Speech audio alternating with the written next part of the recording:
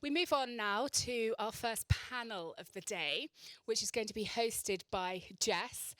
And in front of you here, we have 4 current or ex-enrichment students who have been through the same process as you, been through the selection process, and have made the most of their time as an enrichment student at the Turing. As we said to you, please do use Slido or put your hand up to ask questions. We want to hear from you. It's all about audience participation. If you see a question on Slido that you think, oh, I like that, please do upvote it, okay? So we don't repeat any questions. But without further ado, I will, and just make sure that you've got hashtag enrichment, capital E, for the Slido. Without further ado, I'm going to hand you over to Jess. Thanks very much. Thank you, Jay. And if we could flick the slide so everyone can actually get the QR code, it might be worth signing on to that now. But yeah, we're going to start with some introductions then from our lovely students. So do you want to start, Kate? Yeah, I'm Kate Highnam. I'm from Imperial College London, originally from America, as you might be able to tell from my accent. I do research in cybersecurity, so I do mostly host-based and network-based intrusion detection. And I'm in my final year. I'm no longer an enrichment student, sadly, but I've continued on at the Turing, still get to keep my official badge as a visiting collaborator with the DNS program, the Defense and Security program at the Turing Institute. Morning, everyone. I'm Giuseppe Degan Dieco, and I'm a PhD student in civil engineering. I joined the Turing as an enrichment student for the 21-22 cohorts, and I developed probabilistic models for predicting the failure of riverine bridges, which are bridges which crosses river. So my main takeaway, my home uni is Bristol, and my main takeaway from the Turing was the ethics of doing research, for the model validation. So, good luck. Okay. I'm Rachel. I'm a final year PhD student in chemistry at Newcastle University.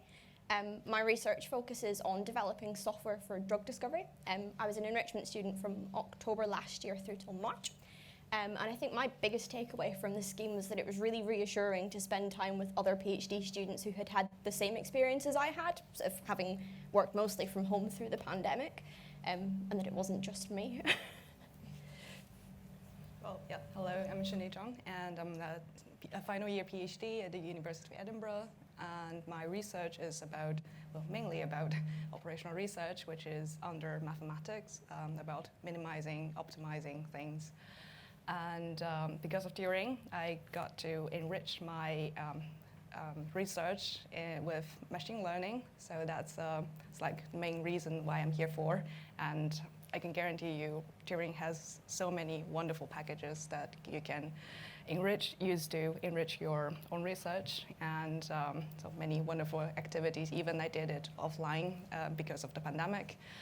And so yes, keep an open mind for that.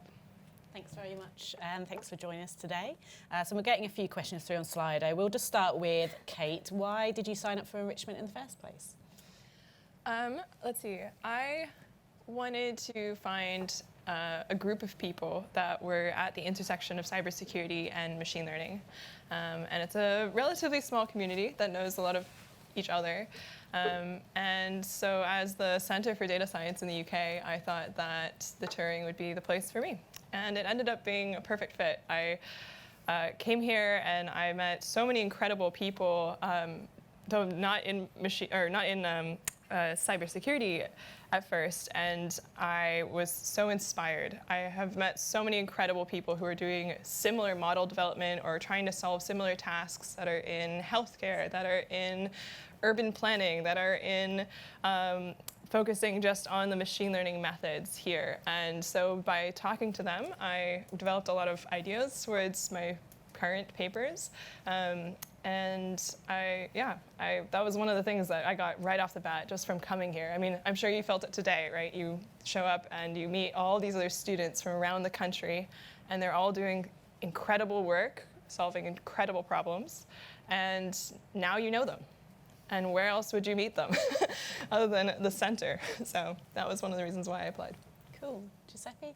So Actually, I applied for coming to the Turing for my second year because I needed to develop the probabilistic models for my failure for predicting the failure of the bridges. And there was, to be honest, in all across the UK, there was no better place for doing that because it's the Statistics Institute, so which is probability. It's, how can I say, you speak at breakfast, at lunch, and even at dinner if you stay with them. And to be honest, you will love it because we ended up doing even a probability game for predicting the results of darts. So at least, if you go to the flight club, you will know the chance of your win. So that's why.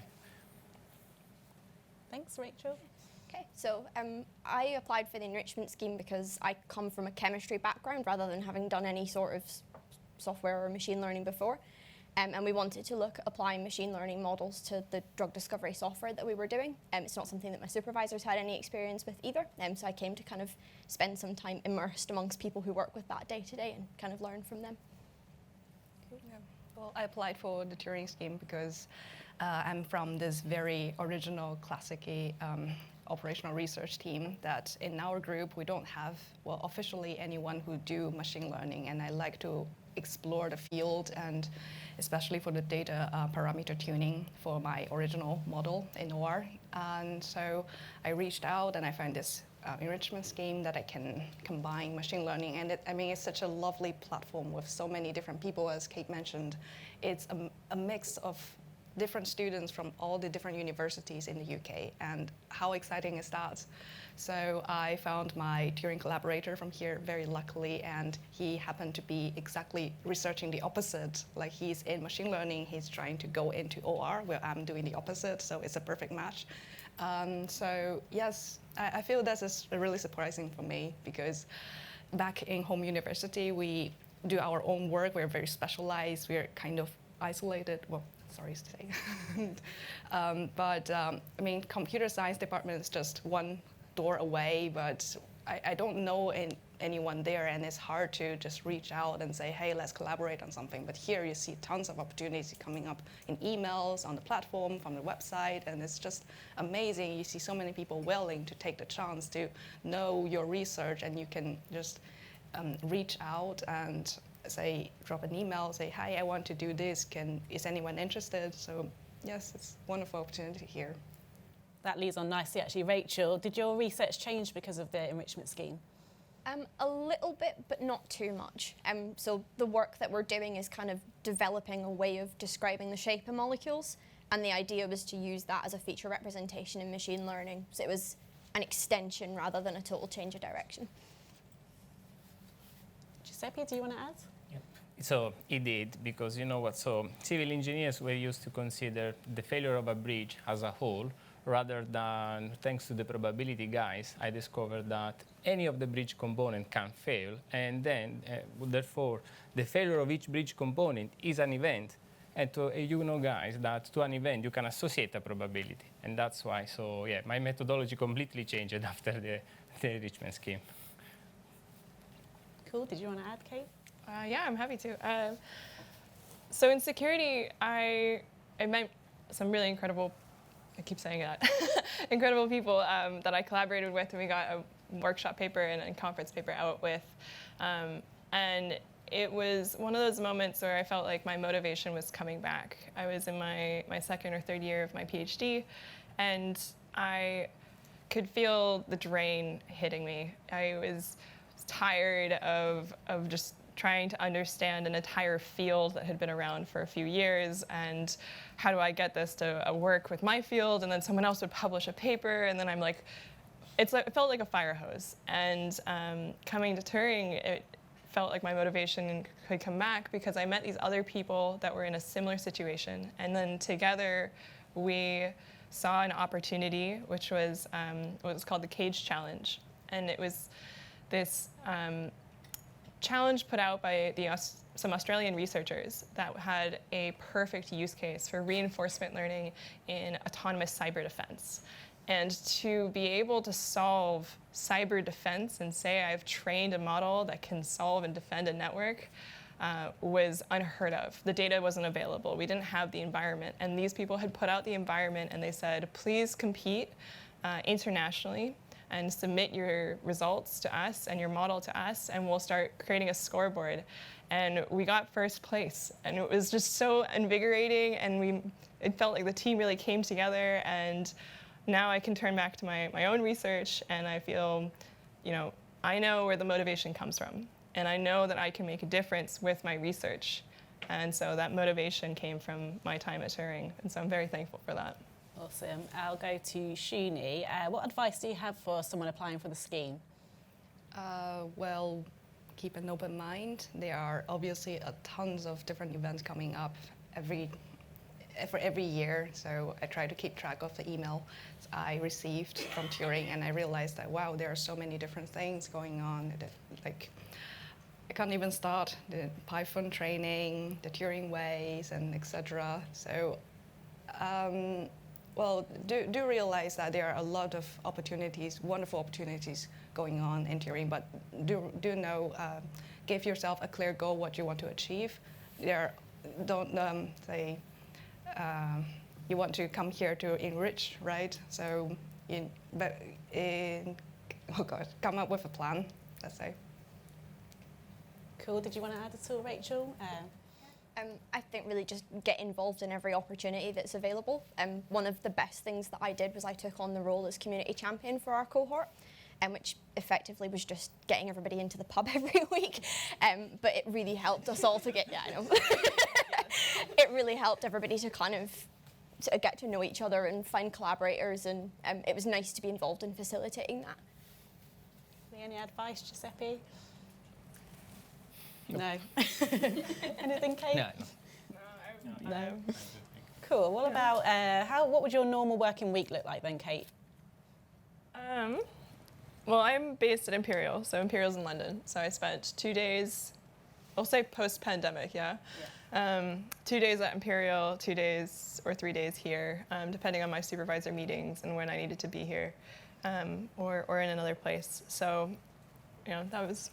Otherwise, I mean, you just pick up your laptop and you move it to Turing, and then you sit down at these really nice desks that have screens and everything you need, and unlimited coffee and free drinks, and what else can I say?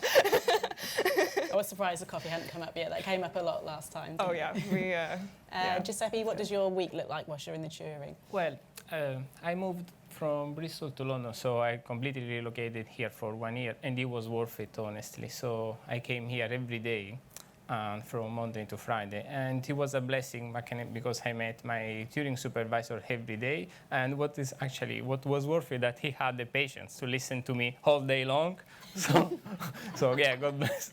So, and how can I say, we ended up writing a comedy story together at least lunch, by grabbing, so you can match your research, but you can even see in your research literature hints, poetry hints, and it was successful. So yeah, so my advice for you is try to come every day, because you will enrich the institute and you will be enriched. So it's a mutual exchange.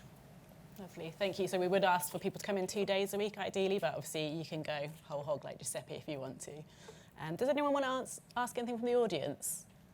Just stick your hand up. Yeah, have we got a mic?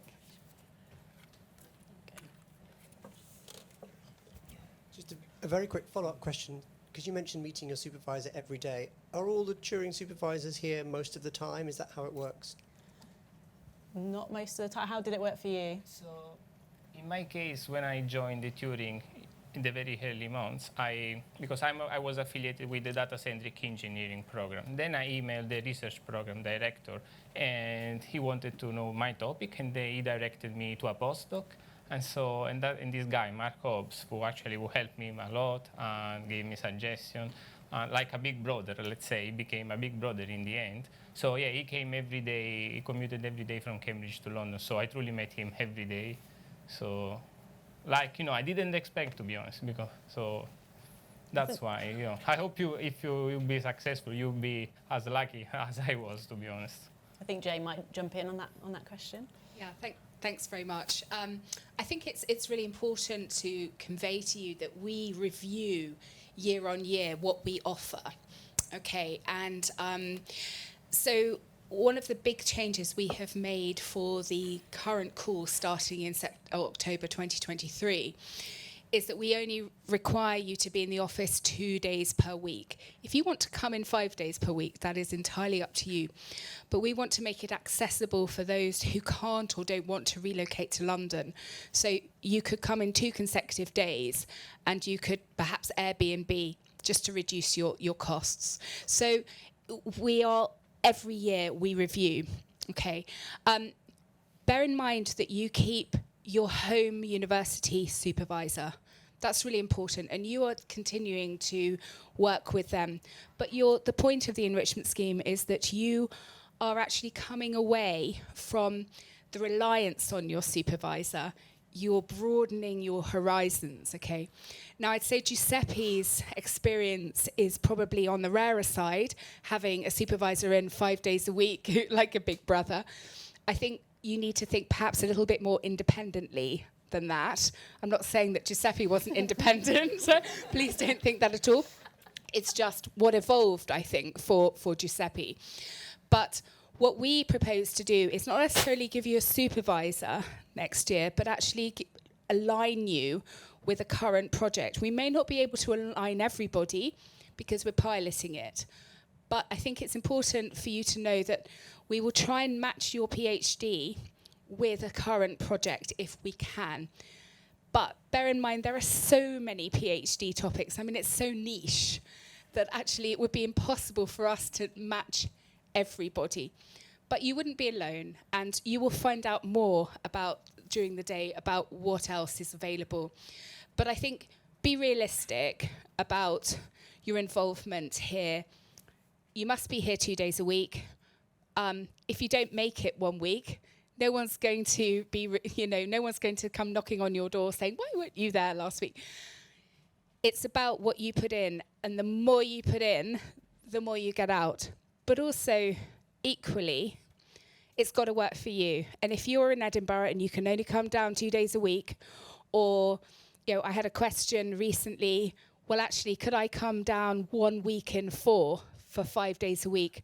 Yeah, that might work, but that might restrict you a little bit because you might be limiting your collaboration methods. So there are ways, and I think the Turing is so well aligned with flexibility, and I hope that the students would, or the ex-students would corroborate that. We're so utterly good at understanding people's lives and the constraints. Some of you may have families, some of you may have caring responsibilities. We get it. We're inclusive. So I think you need to, and I think, was it Kate who said, be open-minded? Which one of you said it? It was Shunee. Yes, Shunee. Sorry, apologies. Be open-minded. I think that's brilliant advice. Okay, so I hope I've just helped a little bit there, just to say it's about you and what you put in. Okay. Thank you. We had another question here, actually. Did you still want to ask? Okay, lovely. Thank you. Okay, cool. Shunee, how did the enrichment scheme impact your PhD timeline?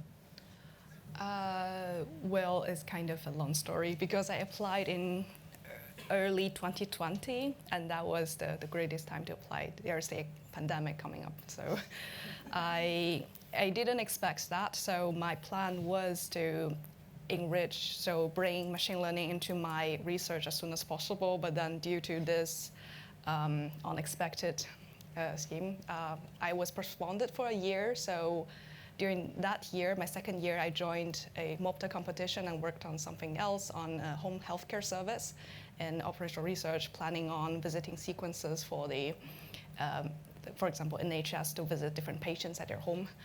And so I would say it worked out fine, because the third year I came back and bring this machine learning bit into my research, and we started working at the beginning of this year, because my enrichment scheme's from January to June.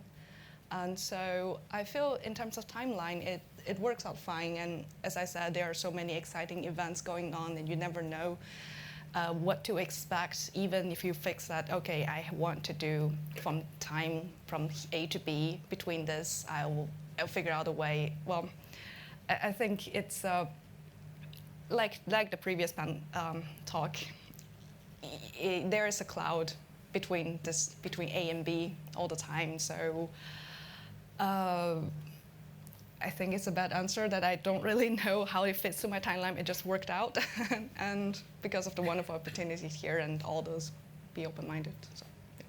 Lovely. Did anyone else see any impact on their timeline, PhD timeline? I would say it didn't affect my timeline at all, so it didn't delay me, or I think because I stuck to the same project and it was just an expansion on what we were doing rather than a change.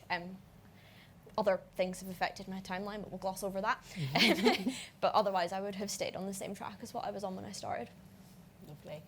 I've got a couple of questions on here which I can actually answer quickly, which is, what was the interview experience like for you? We don't do interviews, so it's all based on the application. It's very well reviewed, and we'll go through numerous stages, but there is no interview. And then there was also a question about writing a competitive application, but we're actually doing a session after lunch with our mentors about that, so you can ask those guys then. Anything else from the audience? Yeah, cool. That's fine, I can answer. Yep, go for it. What do you think was the best time to apply for this scheme? Because there might be some people who are from first year or second year, and some are just writing it up. What do you think was the best time to actually apply? I will say that you can't be in your write-up phase at all for the duration of the scheme, so you do need to be actively researching. I don't know if you want input into first, second years, sort of. I think it depends very much on what your individual research is. Obviously, everyone's research is so different. It will be very personal to you rather than a generic, oh, first year's the best time to do it, second year's the best time to do it. Yeah, Jane's going to jump in. Thank you. We will talk about eligibility and the stages of reviewing your applications after lunch. But I think it's important for you to understand that we will throw out your application if you are coming towards the end of your PhD. So ideally, you be currently in your first year. If you're in your foundation year, then think about applying for 2024, okay? Because ideally, you'll be in your first year next year. So you really need to be in active research phase in year two, or if you're in a 4-year, year 3, okay? But we will talk more about eligibility. Okay, and we'll talk about how exactly we review your applications. Okay. Thank you. So how about, I'm not confident in networking, I'm naturally quite quiet. What advice would you give to someone like me when it comes to approaching collaboration? I don't imagine you struggled, Giuseppe. Okay. Anyone want to input into that? I was going to say, if you like coffee, yeah. I feel like it's like a congregation point. Everyone has to eat lunch. Everyone has to get a drink every now and then. Glass of water, cup of tea, cup of coffee. I've met so many random people at the coffee machine. It's incredible. And all you have to do is say hello. And the guy, Otis, right, who refills the snacks, is so comforting to just talk to. He's always asking, how are you? How is your day? He really cares about us as people. How was your weekend? He was so sweet, you know. And it's try greeting someone and just see where it goes, because you never know who you will meet at Turing. It really is the center for a lot of things. Met some very famous people without realizing it. Any other just tips for collaboration, making those relationships? So, just be a yes person, it will work. Yeah, just be a yes person. So, Cool. Just add a point, relocating to London and come here in person in the office is really beneficial to your research, because, as you said, you never know who you meet at the coffee machine. And for me, that's the whole experience was remotely, and I gained a lot, but I really wish that I could do the in-person event here if I got the chance again. Yeah, go for it. Cool. Do you want to add, Rachel?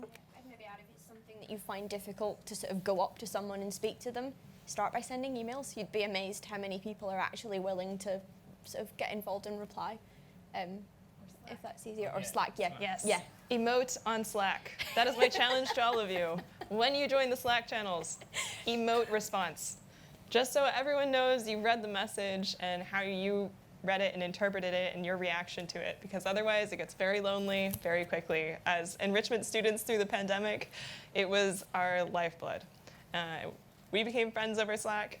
I've met a number of people just shooting the messages being like, I posted in the hashtag random channel because I walked into a meeting room here and I saw this whiteboard and I was like, this is my project. Why is it on this whiteboard?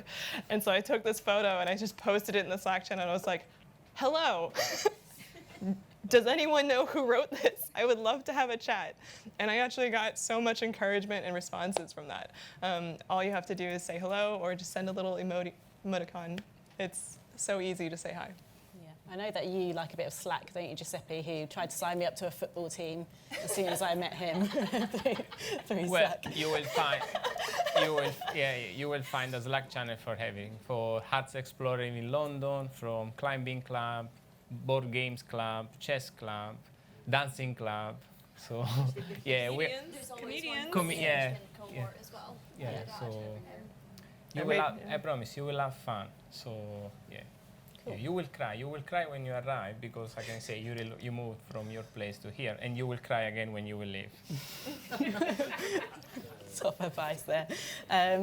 How well versed were you in data science or machine learning before the scheme? As a relative beginner, I'm very keen to learn more. Would the scheme be for this person? Rachel? I'd say yeah. There's loads of opportunities for learning more, even just from conversations at lunchtime. I got a really good idea of sort of the breadth, the research that goes on in machine learning. Obviously, not coming from that background myself, it was quite easy to pick up a lot as I went. What do you want to add, Giuseppe? I agree with Rachel because it was one of the morning I arrived and I was speaking with the other PhD students. So I was saying, I'm developing this logistic model for fitting my data, and then a statistician heard that and say, if I were you as a statistician, I will do a Bayesian logic model, so you can consider for the update news. And then I say, thank you, I will do that. Never thought of it, because I'm an engineer, so I only had the truly basics of statistics. And then, this is how my fitting model came out, just for a conversation in the early morning from a suggestion. From a person who I didn't know, and then we became friends. They also suggested books. So this is how, don't be shy and take the chance, leave every chance, and take it. And they will come naturally, to be honest. They will naturally come because people here are very inclusive and take care of you, of your opinions. So, and they really want to work together, improve your work, and leave some seeds. So the main point is that you will see that the Turing will leave some seeds inside each of us. So you will see it. I think this one's just for Kate. I don't drink coffee. Will I still meet collaborators at the Turing? Yes.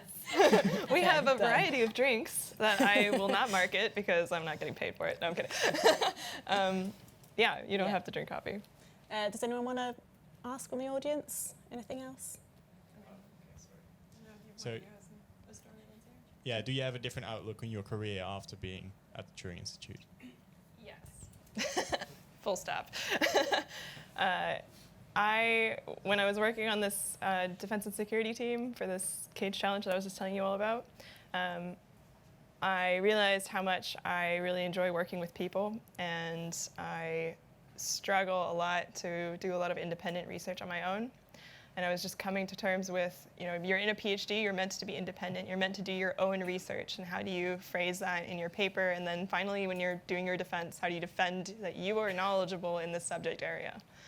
And I came to terms with, I can be with the help of others. And that was both, I think, good for my personal development, but also because I now am looking towards careers in industry. And Turing, for me, in security, sits at this perfect intersection where it's not a government entity, it's not an academic institute, and it's not industry, but it bridges everyone. And so I know now what that looks like for my field, and I know who I can talk to with regards to that, and what job opportunities there are because of it. Cool. Does anyone else want to add to that? No. Shunee, did you ever feel overwhelmed when you were on the enrichment scheme? Yes. Well, as I'm feeling right now.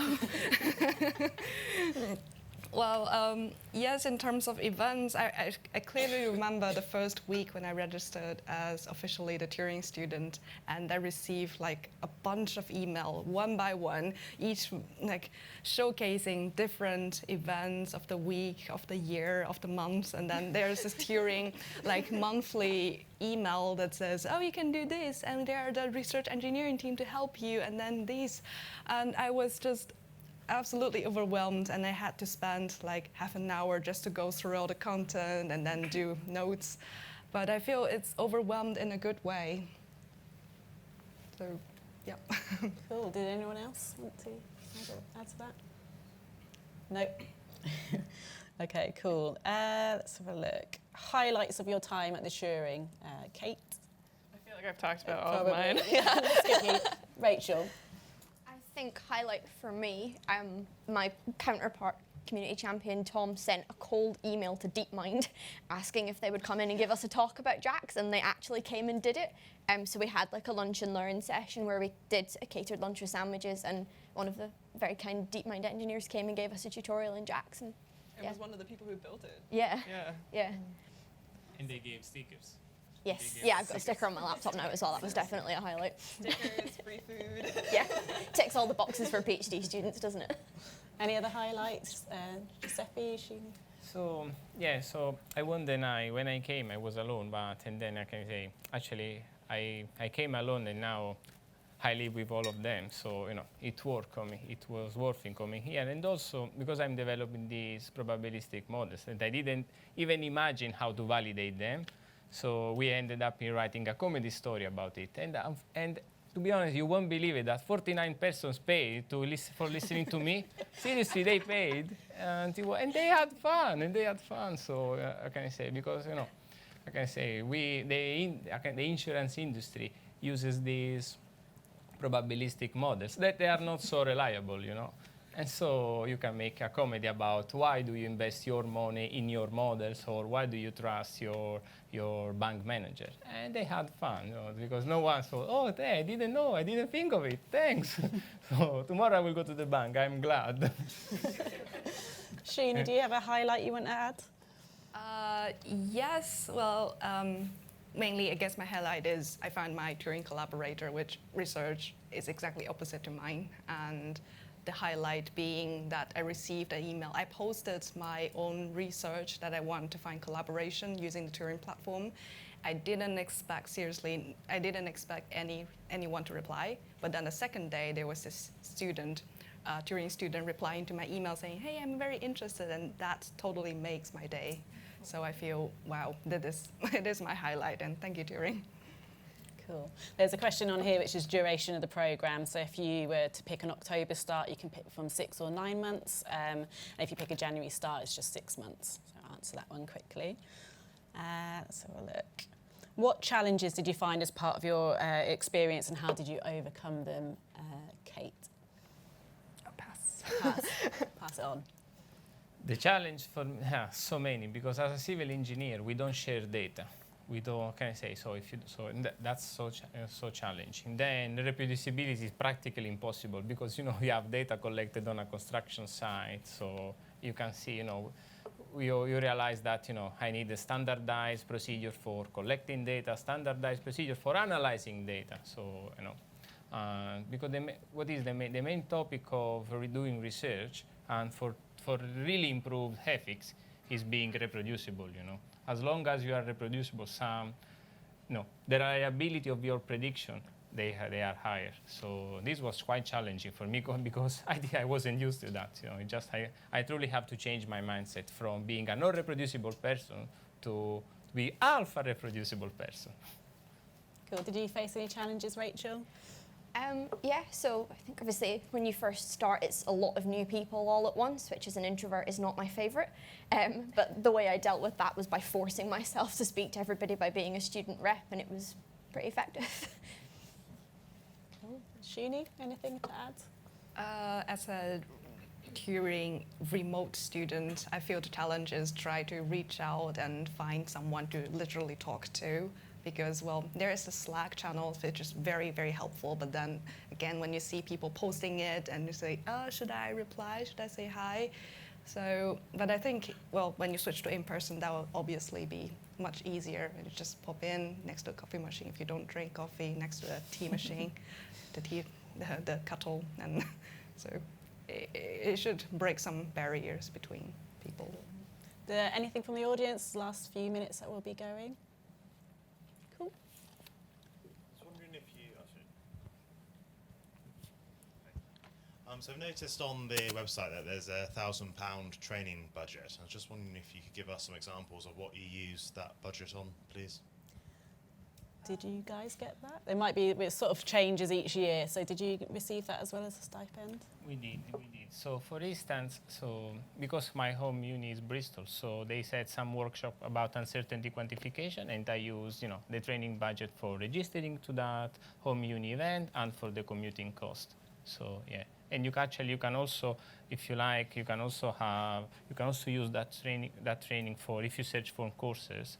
And they will, and if you give a right motivation, you will, they will approve your request seriously. So as long as it fits your program, you show how you benefit from it. So you will be very welcome. Anything else to add, anyone? I used it to go to a conference in Bologna.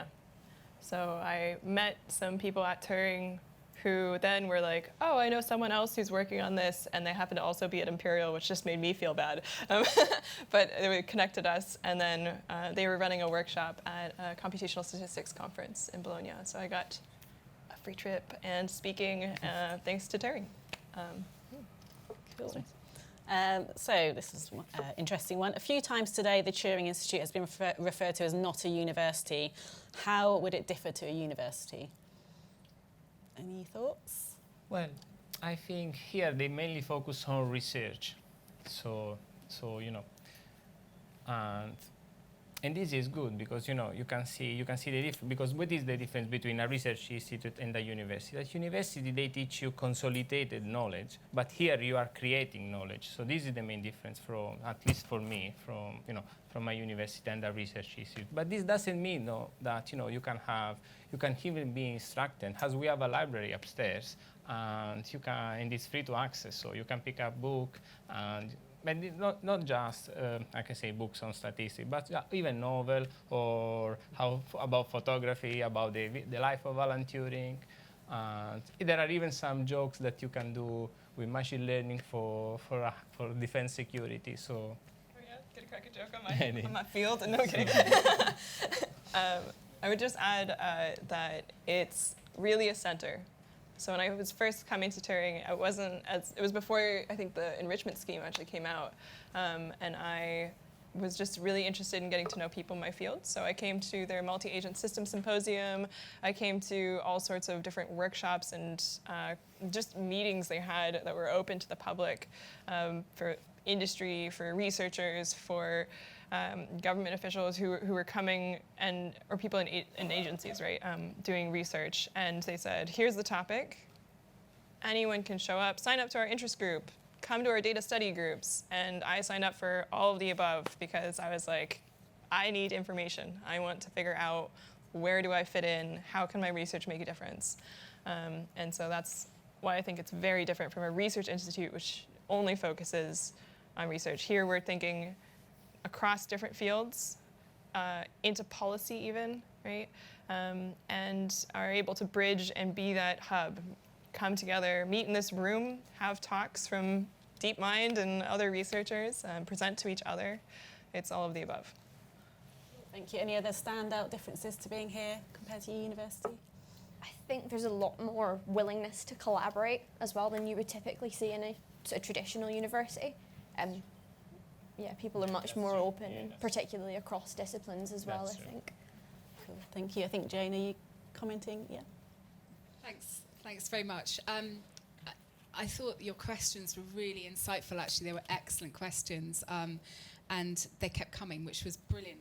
But there are a few things that I'd just like to add in answering some of the questions. I think the one thing I've picked up was somebody said, do we need a background in machine learning? No, you absolutely don't need a background in AI or machine learning. What you do really need, though, is a about some module, evidence of modules that you have taken in your masters, perhaps in maths or statistics, something like that. Okay, that would be really, really helpful, because otherwise I think it will be challenging. But certainly you don't have to have ML or AI modules, evidence of that. But you do need to set out in your application. We'll talk more about that, about what you have done. The other thing I wanted to sort of say is, as I said earlier, we review every year what we offer. And because of the pandemic, this current cohort, we have offered a community award, which means that you can study remotely and collaborate remotely. We actually aren't going to be offering that for the 2023 cohort, because we want to use this as a pilot. We're gaining evidence. It's not to say that it won't ever return, but we are offering placement at the Turing only. There is no offer of Leeds or Bristol. I was asked that at coffee time. Again, the evidence we have collected demonstrated that actually people want to be at the Turing. If they're going to be on placement, that's where your collaboration will take place. And it's interesting, the question about us not being a university. See, we don't charge bench fees. And I think the red tape that universities go through, and this is partially why we have disbanded the Leeds and Bristol model, is because it's very, very difficult to mirror what we could offer students here with what we could offer them, or Bristol or Leeds could offer a student. They had to have a supervisor at Bristol and Leeds, which kind of conflicted with them keeping their supervisor at their home university. So, and they had to be affiliated to a faculty. It was problematic, and students weren't really applying. They wanted to be here, and we offer a very different experience to the one of a university, and that's kind of why we offer it, because we're saying, hey, come out of your comfort zone, come and be here. So I hope that helps. I think the final point before we break from lunch that I really want to make is that not only is it about collaboration, obviously you've heard a little bit about the social side, but there are what we call equality, diversity, and inclusivity network groups. And we encourage students to get involved in those. And we have 4, which are race, gender, disability and wellness, and LGBTQ+. I hope I've got that last one right, and I don't mean to offend anybody if I haven't. But you get the general feel that we represent a lot of different types of people, and that shows how inclusive we are. And EDI is so important at the Turing. And again, if you are an introvert and you are shy, we will help you absolutely get out there, and we will learn more from our academic services, who are the kind of pastoral side. They will look after you, and we'll have more from them after lunch. But I hope I've just added a little bit more flavour, and I think you'll learn more about the application process after lunch.